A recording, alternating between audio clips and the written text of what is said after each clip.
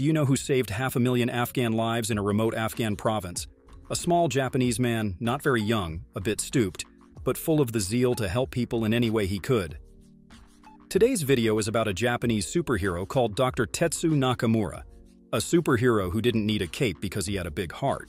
Nakamura defied all odds to get water to 500,000 people, starved of water in a remote province of Nangarhar in Afghanistan. This is his story, and a story about how he defied all odds to get precious water to these beleaguered people. But before we start, here's a small request. Please hit the like button and subscribe to our channel so we can get more motivating content for you. Dr. Tetsu Nakamura, lovingly called Kaka Murad in Pashto, was a Japanese physician and honorary Afghan citizen who headed Peace Japan Medical Services. Uncle Nakamura, as he was also called, was born on September 15, 1946, in Fukuoka, Japan. He graduated as a medical doctor in 1973. Uncle Nakamura said, "One water channel for the drought-ridden people was more useful than 100 doctors, and that water supply would help not just one person but an entire village." 2003 onwards, Nakamura started building an irrigation canal for agriculture in the Khiwa district of Nangarhar province. This was called the Marwarid Canal, and it fed water from the Kunar River to this district that was almost a desert. He used the principles that were used to build irrigation canals in his birthtown Fukuoka more than 200 years ago. Dr. Nakamura built the 25.5-kilometer-long Marwarid Canal without the aid of modern equipment. In addition to this, he also built or restored 8 canals.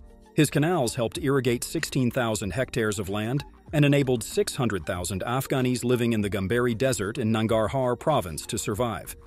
But that was not all. He helped build 11 dams on the Kunar River, too.